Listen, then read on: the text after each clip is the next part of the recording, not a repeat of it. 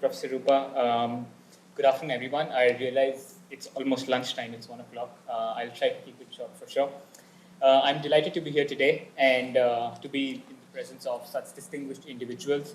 I think at the outset, I would like to congratulate IIT Madras Research Park for organizing this fantastic conference. It's truly been a great experience, and personally, I feel that the conference has already been able to achieve a lot by bringing together like-minded stakeholders, and I'm hopeful that many collaborations will follow soon. After all, isn't that what we're here for? To discuss problems and find relevant solutions using technology. I'm going to share my thoughts as well as UNESCO's outlook on one such problem, the issue of providing quality education to persons with disabilities and how this can be solved using assistive technologies. At present, we live in a society where over 1 billion people, almost 15% of the global population, live with some form of disability. And unfortunately, this number continues to rise due to the current demographic trends, as well as an increase in health chronic conditions. It is also in this context that the World Health Organization has stated that almost each one of us are going to face some form of disability in the future, be it temporary or permanent. As most of you may be aware, the United Nations Convention on the Rights of Persons with Disabilities was adopted in 2006, and I have an interesting fact to share with you. There were 82 signatories to the convention, which is historically the highest number of signatories to a UN convention on its opening day. India ratified the convention in 2007, and there are 164 member state signatories as of today. But what exactly does this convention advocate for? The convention is intended as a human rights instrument with an explicit social development dimension. It adopts a broad categorization of persons with disabilities and reaffirms that persons with all types of disabilities must enjoy all rights and fundamental freedoms as well.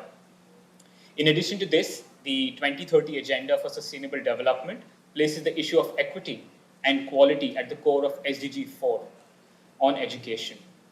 As part of the 2030 Agenda, Sustainable Development Goal 4 particularly aims to ensure inclusive and equitable quality education and promote lifelong learning opportunities for all. So what does this mean? This basically implies that a school can only be inclusive when all its students are able to access its resources and participate in its activities without exception.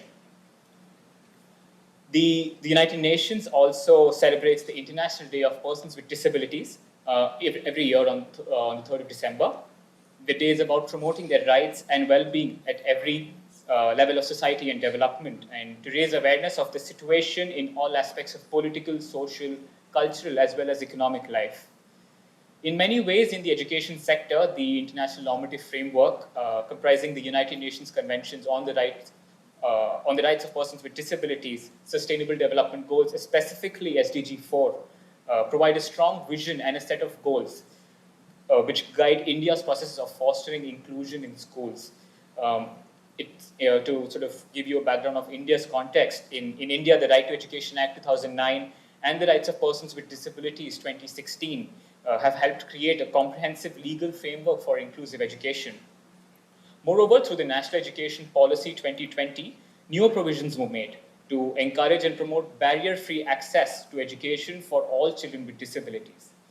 This provision has been looked at as a step in the right direction, as a follow-up to the provisions which were made in the Rights of Persons with Disabilities Act in 2016.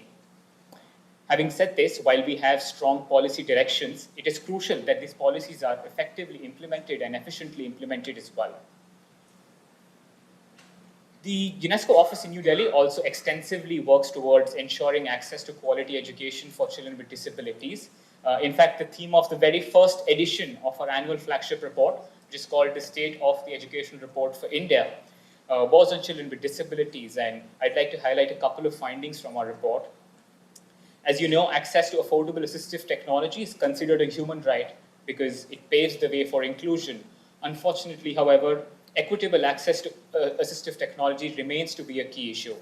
Our flagship report highlighted that disability and access to assistive technology are often heavily gendered, which means that girls and women are often having less opportunities to access them. They may also reflect other inequities such as wealth, age, ethnicity, or geographical factors as well. Thus, attaining inclusive education through various means is paramount, and assistive technologies can play a critical role in achieving this. Our report is based on extensive research of national and international documents of reference.